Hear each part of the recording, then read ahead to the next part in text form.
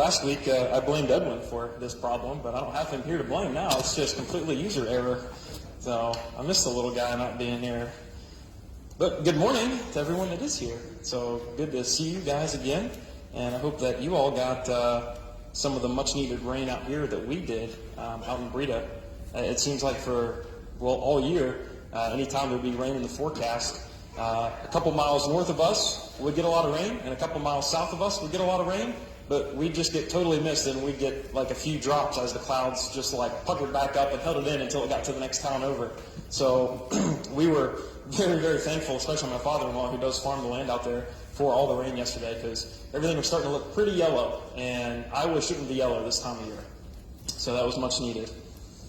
For today's lesson, we're going to look at the 8 greatest things known to man. Now, this lesson isn't entirely original to me. The first 7 bullet points, if you will, I actually got from a blog site called the International Gospel Hour.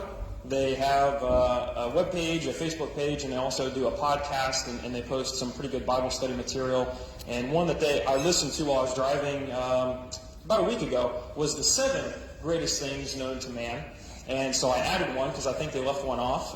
And then I have some of my own illustrations that I wanted to provide to kind of make it more applicable for our studies today. But when we talk about greatness, when we talk about what it takes to be great, and we look at, through history, who some of the most famous people are. We think of Alexander the Great. We think of Wayne Gretzky, who's called the Great One. We see that the title of greatness carries with it a legacy, something that is remembered through time. It propels somebody to fame, and it lends with it notoriety. And it's something that people like to talk about and discuss, right? So when we look at athletes today, there's this ongoing feud, whether it's LeBron James or Michael Jordan, who gets to be the GOAT, right? The greatest of all time. And if your opinion is LeBron James, you're wrong. So just let's throw that teaser out there. It's Michael Jordan. But then I see that the Olympics, the Olympic trials are underway now. And one of the gymnasts, I want to make sure I get her name right, Simone Biles, they're calling her the greatest gymnast of all time. And just from some friends that are really big into sports, and they're always sharing all like the Olympic headlines and whatnot, shared one of her competitions, and I watched just a short clip, and yeah, she's very impressive with her gymnastics. Just her ability to all the flippies and twisties and twirlies, like I don't even know how it's humanly possible to do that. It's pretty incredible. The only offense I take to that, though, is that she's kind of dethroning the former greatest gymnast who was from West Virginia, and now that I'm up here, her name is escaping me. But she was the one who like broke her ankle and still finished.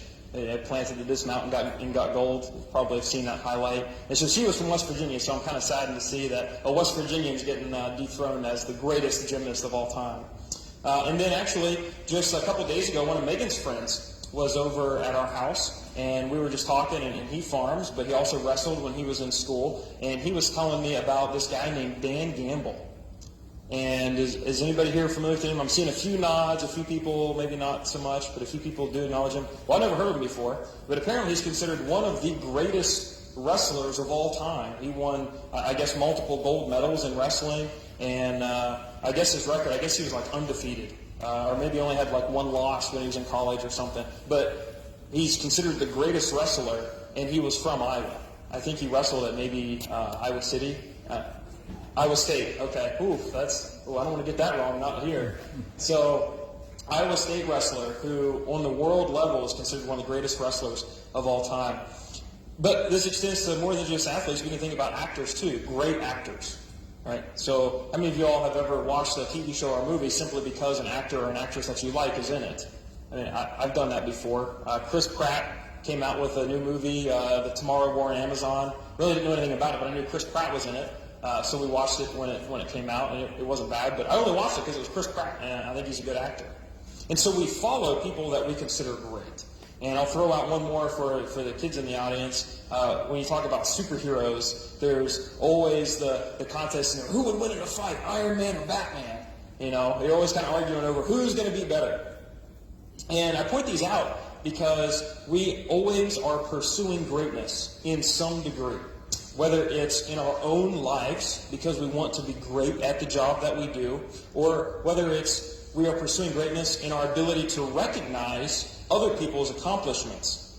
Greatness quickly becomes the topic of our conversations. It's something that we very readily talk about with anybody and everybody. You can't get in a conversation with somebody about the weather that goes on for more than 5 minutes without the derecho from last year coming up, because it was a great storm. It left a memory. It left an impression. It's something that we talk about. And same thing with sports. If you were talking about, a sporting game that happened, a lot of times the conversation will shift to the one great play. You just watch this basketball game for 2 hours, but you really only talk about, this one just incredible slam dunk. You talk about the thing that stood out because it's great. And I think it's important for us to consider what the truly greatest things are that we can know, because they can be great conversation pieces for us. In our adult Bible class last week, one of the things that we talked about was how to make our faith conversational, how to have a more conversational Christianity in the way that we talk about things. And I was really excited to kind of do this lesson because there was an easy application to something that we do at our home. It's called table topics. It's this like little card game. It comes in a cube, but it's about this big, and it's got 100 and some cards on it. And each card has a different question, and it's supposed to help the family get going and have some good conversation, like at the dinner table or something.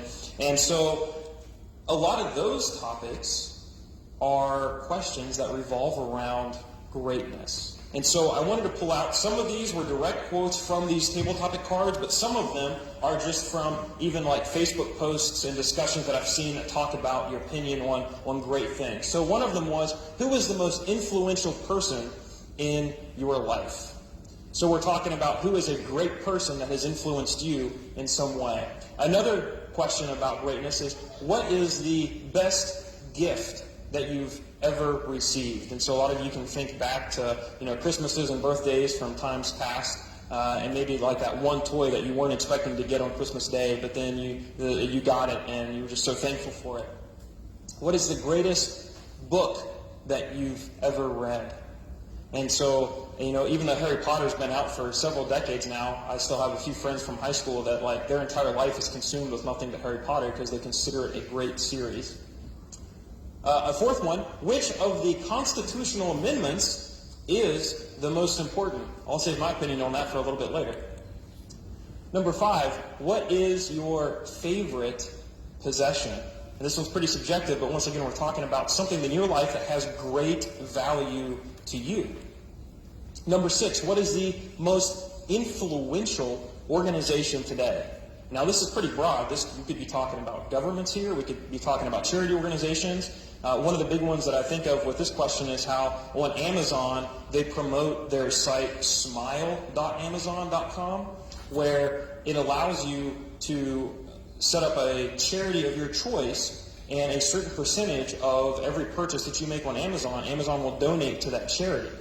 And there's a lot of different websites that are going to this now. Facebook, anytime you have a birthday, it says, would you like to set up a donation thing to a charity of your choice? So that they're asking you to pick a charity that you think is a great cause worth supporting. And so I'm going to put a little plug out there. I've got my Amazon account set up to donate to the Churches of Christ Disaster Relief Fund, because they do a phenomenal job traveling all around the country anytime there are natural disasters and making sure people are getting all the things that they need to recover from storms.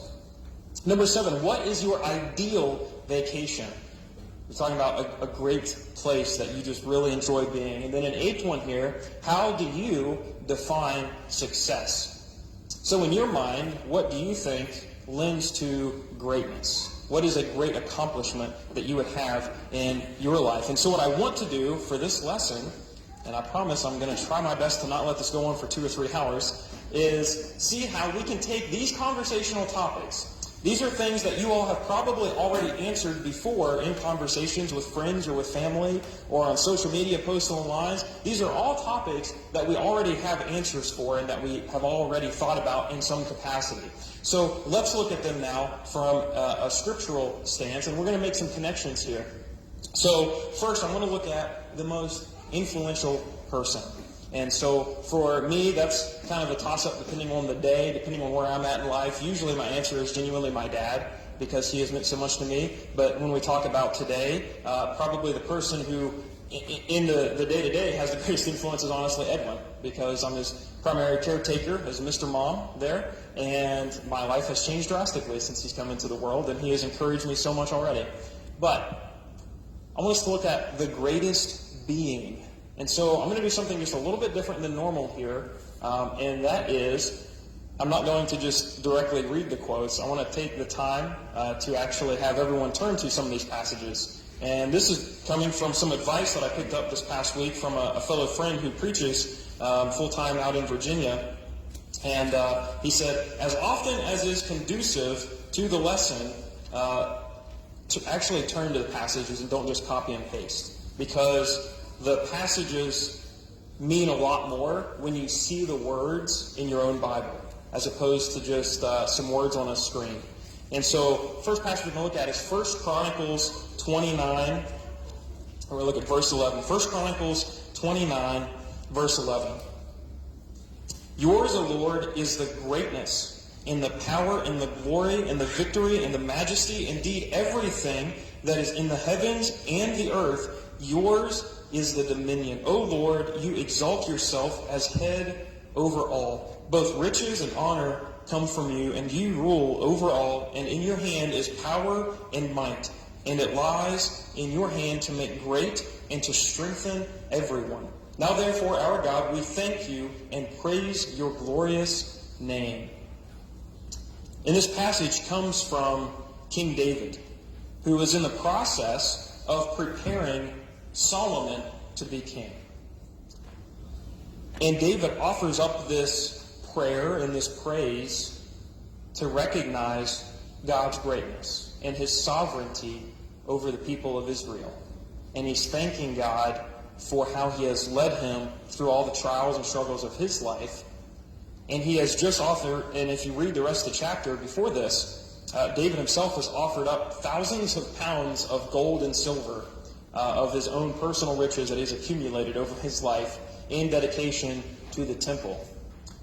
And in this prayer, David acknowledges that nothing is mine, it's all yours anyway, as he's giving back to God and recognizing how great God is. And truthfully, as much as it's kind of a cliche passage to go to, when we talk about God's greatness, you can go to Genesis 1 if you want, but it's kind of a big chapter to read it. Well, I think we all know the first couple verses. In the beginning, God created. Everything that you see around you, God created. The heavens and the earth, the light, the darkness, the waters, the land, all living creatures, you and me. God created all of it. Imagine how powerful God is to have created time, to have created space, to have created matter and energy. Everything in the universe, everything that we can conceptualize, it all stems from God's power of creation. And so, just to give something tangible, because it's hard to really imagine that level of power. We just can't really grasp it. So I'm going to shrink it down. I'm going to shrink it down from the universe all the way down to something as small as about the town of Ogden. Okay? So I want you to imagine a structure that is, let me just throw it up here, about this big. That is the world's largest aircraft carrier. It's the USS Gerald Ford. It can carry up to 80 fighter jets on it. It weighs 200 million pounds. When we talk about its size, it's hard to really appreciate a picture. I've never seen this in person, but I think it would be incredible to see in person. It's about this big. football fields. 3 football fields long by about 85 yards wide. So almost a full football field wide and 3 football fields long. Now, I want you to imagine something that large and that heavy, 200 million pounds. Imagine that floating through the sky. You would say that's a miracle. There is not a single aircraft that we have that's even remotely close to that size. The sheer amount of energy that would be required to get something that heavy and that large elevated in the sky, I can't even quantify that. I'm sure some scientist, some mathematician could probably do it. But just imagine that floating over Ogden. You would be totally amazed. I mean, jaw-dropping. We're talking like the aliens are invading if you saw something like that. Now let me share a little fun fact with you, because this worked out just perfectly. So I thank the Lord for his providence, because this is a great analogy. How much rain did you all get yesterday? 2 to 4 inches. Yeah. So we got about 2 inches, about 2.5 inches out in Breda. If you got 1 inch, 1 inch of rain in a square mile, so probably roughly the size of like Ogden, right? Like the main part of Ogden, probably roughly a square mile, right? So if a town roughly 1 square mile gets 1 inch of rain, that is 17,380,000 gallons of water, weighing 143 million pounds. But we got 2 inches.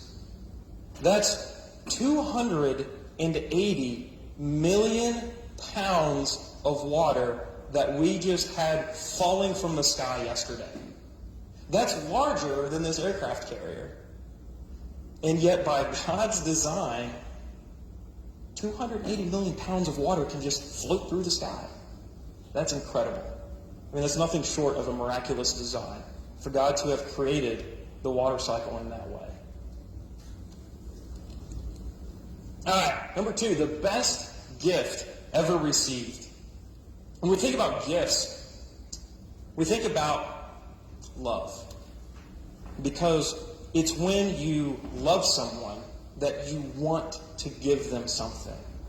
And so in the world of marriage counseling and therapy and advice, there's a book by Gary Chapman called The 5 Love Languages, because we know that love can be expressed in multiple ways. There's different ways of giving love. And so some of these ways, you can give time to another person. You can give them words of encouragement. You can give them an actual present, a gift, something that's meaningful to them. You can give them physical touch, something like a hug. You can give them acts of service. You can do a good deed for them, whether it's helping clean up around the house, holding a door open. Those small acts of service. These are ways that we show love for one another. And when we think about our favorite gifts that we've received, I know I think back, I didn't grow up in a family with too much money, and so I remember a few Christmases when I received a present. One of them that stands out to me is I got a bicycle for Christmas, and I was like totally thrilled, because I was like, there's no way that Mom and Dad can afford a new bicycle. But sure enough, I got a new bicycle. I thought that was pretty awesome. And that's one of those memories that stood out to me, because it showed what they were able to give to me from their love. And so when we think about what we give and how we love one another, there's no passage that represents the greatest gift better than John 3:16. So I know that probably all of us can quote it, but let's just turn there. Let's actually see these words. Let's let the words be a reminder of the gift that we have received. John 3:16. For God so loved the world that he gave his only begotten Son, that whoever believes in him shall not perish, but have eternal life. God gave his Son for our salvation, because he loves us that much. And it wasn't just God that was doing the giving. Let's turn to John 15:13. Another one that probably many of us can quote. John 15:13. Greater love has no one than this, that one lay down his life for his friends. And this is Jesus himself speaking. And he's trying to encourage his disciples about what's to come at the crucifixion. He's saying, I love you. And I'm going to die for you. That's love. That is the greatest gift that we could ever possibly receive, was Jesus' death on the cross, so that we could be reconciled with God, that we could live eternally with him, that we could be considered heirs to the kingdom of heaven, and that we could be one with Christ. His sacrifice is by far the greatest gift. We talk about the best book ever read. I was a reader. I was a nerd. Still am, I guess, especially if you ask Megan. I was the type that when I grew up, my mom was always taking me to the public library. From the time I was, could just barely even walk, we were going to all of the summer programs, even before I could read. And she would always take me to the library. We'd always get new books, and I probably read their entire kids section. I just loved reading. And that continued. And so my recommendation for one of the greatest books, if we're talking about secular writing, something that's not Christian related, is going to be a series. I don't even know if the series has a name other than just the title of the first book. It's called The Giver. I don't know if anybody has heard of that one, but I would highly recommend it. It's kind of written at the middle school level, but to truly appreciate the themes taught in it, it's more of like a high school level. And I've read that series. It's a 4-part series. I've read it probably 4 or 5 times, to include when I was in middle school, all the way up. I was still reading it even after college, because they're short books. They're only 100, 150 pages, and I just thought they were great books. And they're kind of like that dystopian theme, like, hey, this is what the world looks like when the government really screws things up. But it's kind of written for the middle school level. And I highly encourage those. I actually convinced Claire to read them, and she really enjoyed them. And so some of you all can maybe think of what books you think are some of the best books that you've ever read. I mentioned Harry Potter as one of them. The Hunger Games had a pretty big fad a few years ago. These are really popular books. These are great books, you got to read this. But when we talk about the greatest book, especially here in this building today, I think we would all agree what that book is. And so let's turn to 2 Timothy 3, 15 through 17.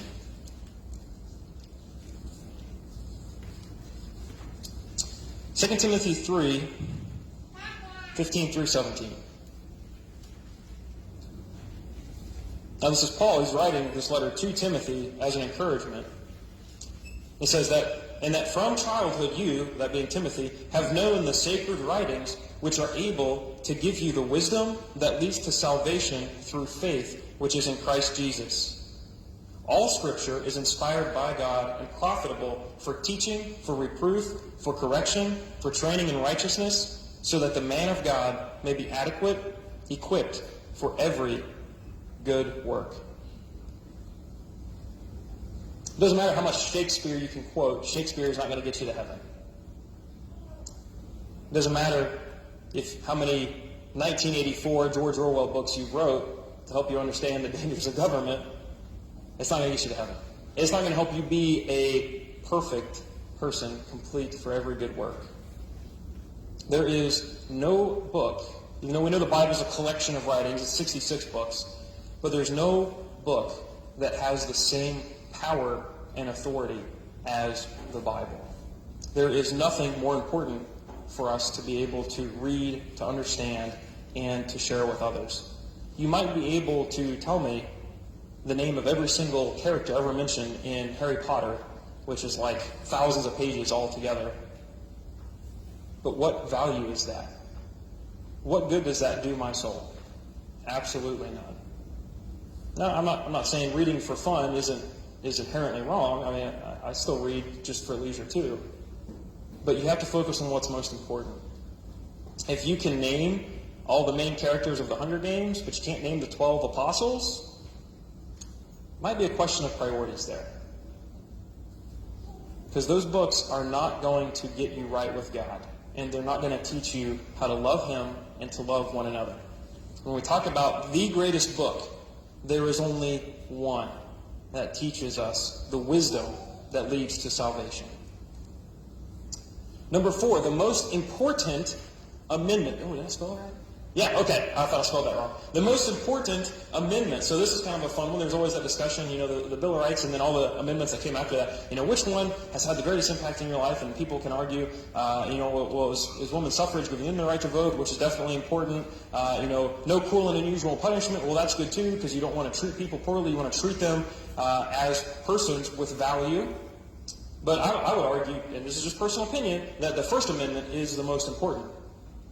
Because one, that's why we're able to meet here freely today. You know who doesn't have the First Amendment? Canada. You know what's going on in Canada right now? They're having churches burned to the ground. In the past, I think it's about 10 days, they've had like 23 churches that have been burned to the ground. And I was trying to read up on that. I don't fully understand why. I was hearing some different reasons just from some of the articles I was reading. There was like some political activist groups that were saying that some of these churches were built on like ancient burial grounds and that they had to burn the churches down to honor the graves. I don't know. But I do know that while things have returned to normal here in the United States and we can worship freely, you still cannot meet for worship in person in Canada, quote unquote, because of COVID. It's for your safety that you aren't allowed to worship God. We're protecting you. Because if you worship God, you're going to get COVID and die. Canada does not have the First Amendment. Do you know who does? We do. So that's the first reason I think it's the most important. But the second reason is, if you didn't have the First Amendment, none of the other amendments would have came. Because no one would have been able to express their opinion as to what's most important. There wouldn't have been anybody to say, well, I think that we should have the right to bear arms. Because if you don't have the freedom to say that, then there's no way that you can actually make that defense. So, I'll get off that soapbox, but I think that's why the First Amendment is pretty important. And I bring that up because when we think about what the greatest commandment is, Jesus tells us point blankly. And so I want us to turn and see the source material here. Let's go to Deuteronomy 6, verse 5.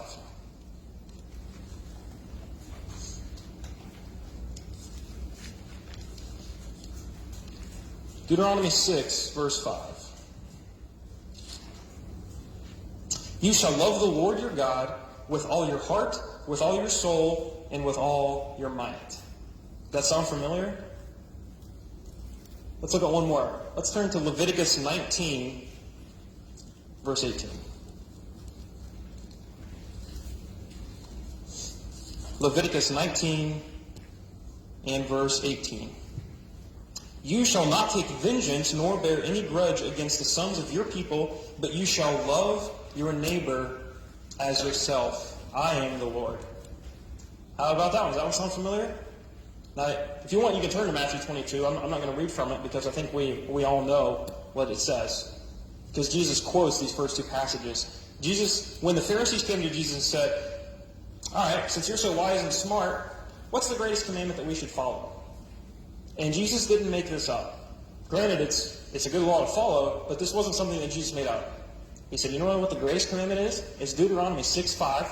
And the second, which is just like it, is Leviticus 19:18. To love God with all your heart and all your might.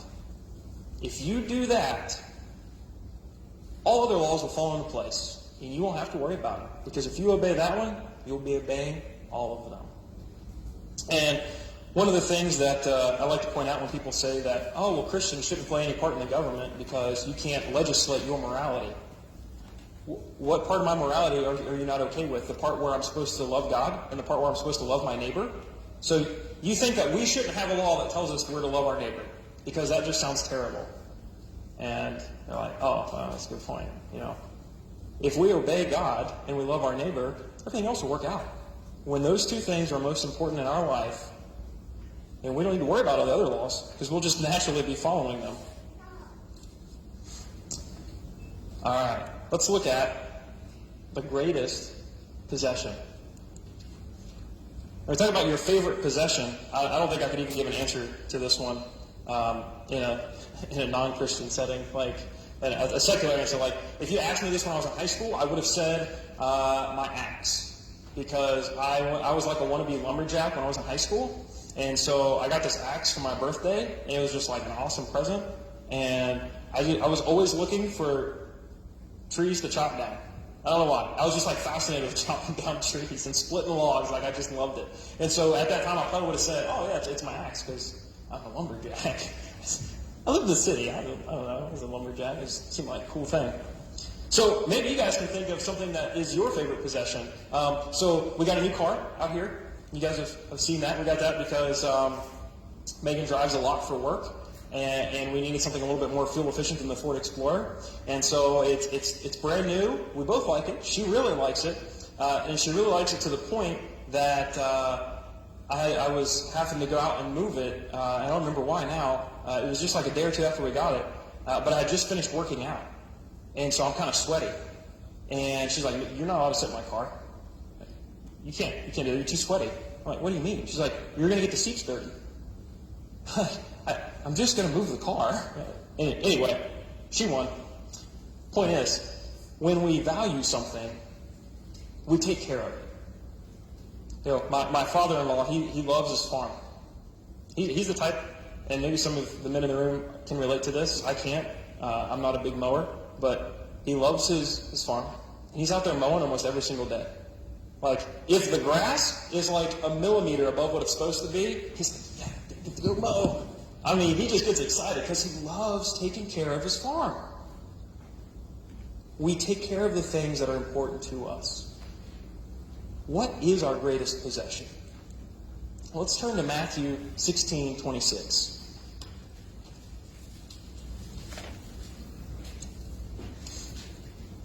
Matthew 16:26. For what will it profit a man if he gains the whole world and forfeits his soul? Or what will a man give in exchange for his soul?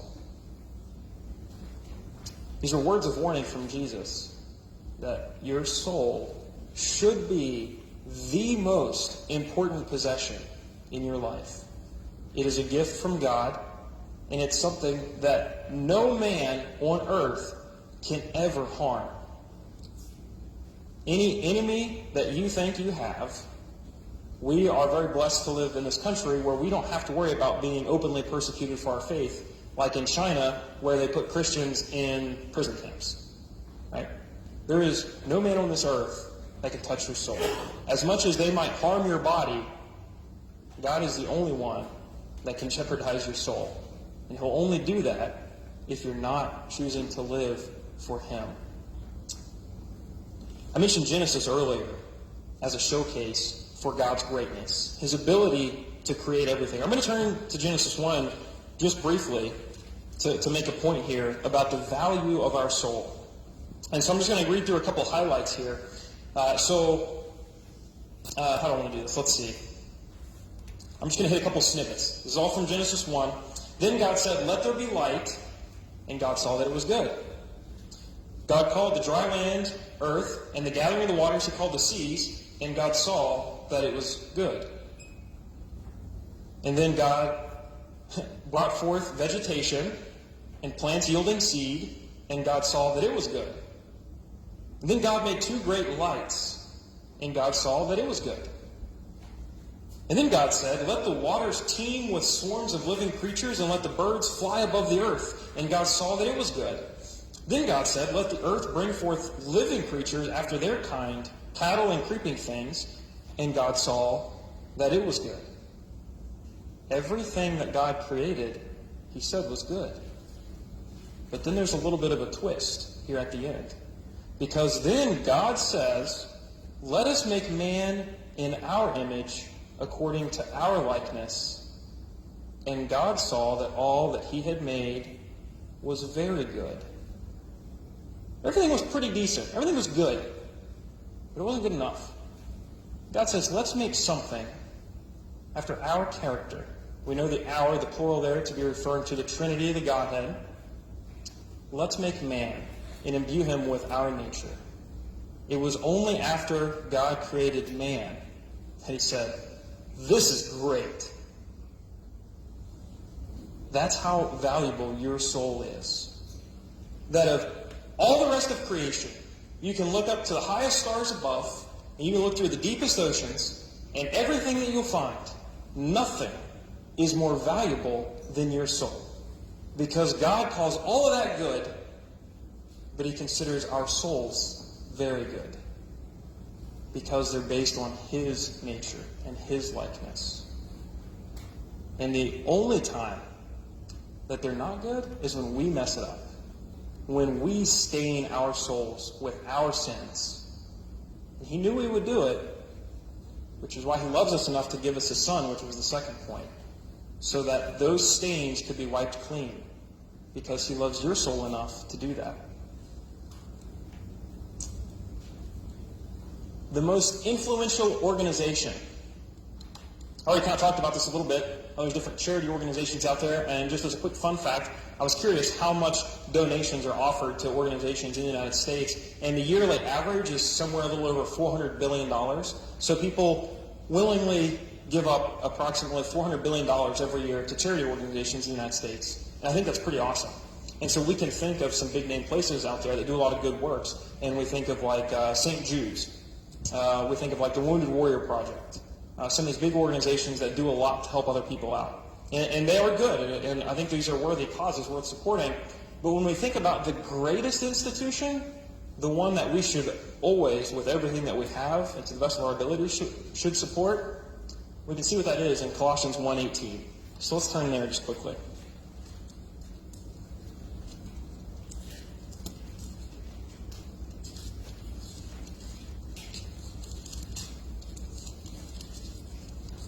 Colossians 1:18.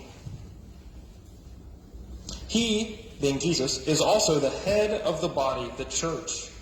And he is the beginning of the firstborn from the dead, so that he himself will come to have the first place in everything.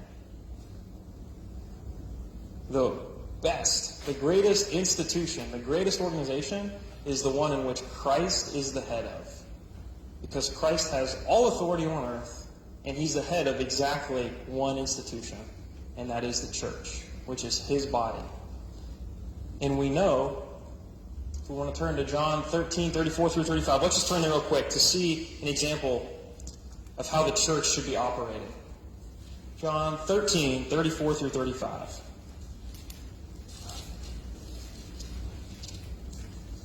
John 13, 34 through 35. A new commandment I give to you, that you love one another even as I have loved you, that you also love one another. By this all men will know that you are my disciples, if you have love for one another. I think about the National Guard and how, I'll say we, because I am in the National Guard, we try really hard to be a family, especially as a chaplain. The chaplains, we try really hard to make sure that all the members, all the soldiers truly feel like a family, so that we can lean on one another when times get tough, and that we can help one another out. And just last week, they were having a big camp out at Camp Dodge, where soldiers' families were invited to come and participate in all this big family fun fair, to lift morale, to boost spirits, to help, take care of one another in different ways. And it's that level of striving for togetherness that should be seen from the church. When, unfortunately, due to just some failures from some other churches in the past and Christians' failures in the past, a lot of times the world, when they think of the church, they only think of the bad things. Like, oh, well, the church is just this repressive organization that doesn't care about you, doesn't love you, and just tries to tell you what to do. That's kind of how a lot of outsiders feel about the church. But the way that outsiders should feel about the church is right here in John 13. That when they think of the Christian church, when they think of Christians, they should think of love. Which kind of brings us the challenge of, is that how the world sees us? And what are we doing in our daily lives to make sure that when the world thinks of the Ogden Church of Christ, they think, that's the church that loves people. And you could apply that to any congregation in the world. That's the type of attitude that we should have towards the church, because it's the greatest institution. All right, number 7, your ideal vacation spot. Talk about your favorite place to go. Because this is the type of place that, whether it's your own home and you're constantly doing work around the house because you want a really nice home to live in, very comfortable, the type of place that when you get home from a long day at work, you can just sit down in and relax.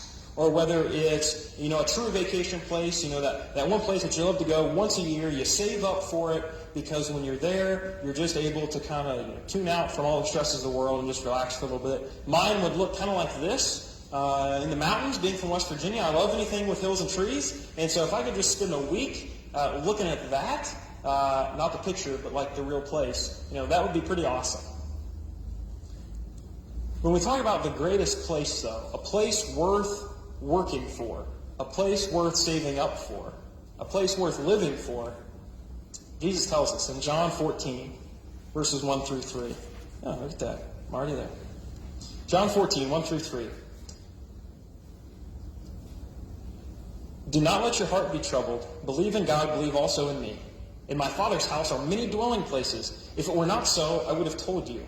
For I go to prepare a place for you. If I go to prepare a place for you, I will come again and receive you to myself, that where I am, there you may be also. Talk about a wonderful place. I can't imagine any place being better than the place Jesus talks about here. We might not know exactly what it looks like, but when we think about architectures today, and people who work in the construction business and they're able to build these magnificent buildings, whether it's something as small as a really awesome-looking tiny house that's got all these neat features in it, or something as large as, say, the Empire State Building, we think, wow, what an incredible architectural job. Now imagine if God's the architect. What is that going to look like? But even more important, imagine who's going to be there. Jesus is. He's going to be there. And we talked about, if I didn't mention it in my sermon last week, I might have mentioned it in one in the past. In Paul's writings, here's a little bit of an anomaly. You never really see Paul writing about heaven much.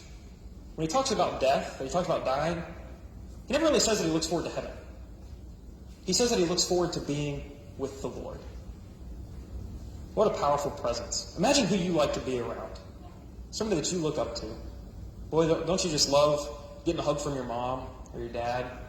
You just enjoy being in their presence. Now, quantify that by times 10,000 to being in Jesus' presence. That's a place I want to be. Last one, we're finally made it to the end. Defining success and setting goals. Viktor Frankl, some of you might have heard of this guy. He was a Holocaust survivor. And when I say survivor, I mean he was in some of the worst of the worst. He was in Auschwitz. He endured some of the most torturous aspects of what it meant to be in a Nazi camp. And after he survived, he became a world-renowned philosopher because the Nazis challenged life for him and what it meant to live and what it meant to have a purpose in life. And in one of his writings, he wrote, "Those who have a why to live can bear with almost any how. When the reason for living is strong enough, it doesn't matter what you have to live through to get there." But he also wrote later, "Ever more people today have the means to live, but no meaning to live for." Let's think about that for a second in the world around you, how we are in an incredibly blessed nation where we all have the means to live. But how many of us actually have a purpose for living? This is going to be a personal theory of mine, untested, but I think that the reason why things like depression and anxiety and suicide have been steadily on the rise for a few decades now, every year it's more and more, it's because more and more people are losing their sense of purpose in life. There's about 10 different ways I can take this scripturally, but I just want to focus our minds on one. Our greatest purpose. Matthew 28, 19 through 20. Again, another one that many of us could probably quote, but let's just turn there and see it. Matthew 28, 19 through 20. As far as we know, these are some of Jesus' final words on earth while he's with his disciples. And he says, "Go therefore and make disciples of all nations, baptizing them in the name of the Father, the Son, and the Holy Spirit, teaching them to observe all that I commanded you. And lo, I am with you always, even to the end of the age." Jesus' parting words was to give them a mission, was to give them a purpose. He says to his disciples, you know who I am. You know salvation. Now go tell the world. He gave them a purpose that could never be taken away from them. There is not a man on this planet that can take this mission away from us. Because the more they try, the more opportunities we have to preach to them. To go out and to make everyone a follower of Christ by teaching them his words and baptizing them in his name. And I can't think of any greater purpose. There's something unique. I can't say it's the greatest. I could maybe argue that. But it's a unique way to bring God glory by bringing others to glorify God. We can worship him in our daily lives. But are we helping others to bring that same level of worship to God? And so with that, we'll close with just some final thoughts here. Do you want greatness in your life? We just considered 8 of the greatest things that we could possibly know. If you want to have the greatest purpose in your life, we know how to have that. If you want to be in the greatest place, we know how to get there. If you want to be a member of the greatest organization that there's ever been, we know how to join. If you want to obey the greatest commandment, we know what that is. If you want to read the best book that's ever been written, well, we know what that is too. And if you want to receive the greatest gift that's ever been given, you can receive it. It's yours. And if you want to worship the greatest being, we worship so many things in our lives unintentionally. We bring praise to actors, we bring praise to athletes, we bring praise to anybody who does a good job at something. We say, hey man, great job. Now I'm not saying it's actually like idolatrous worship, but we praise people for when they do good. Imagine how much praise God is worth receiving from us. If you want greatness in your life, don't waste the opportunity of today. If you haven't followed Jesus' example and his command to be baptized, to be a part of the greatest organization, we have that opportunity here. Maybe you already have, but maybe you're struggling with some issues in your life that you feel are preventing you from pursuing greatness the way that God would have you. Hey, good news. That's what the church is for too. To help get you back on the path God wants you on. So if you have any needs, we ask that you come forward as together we stand and sing.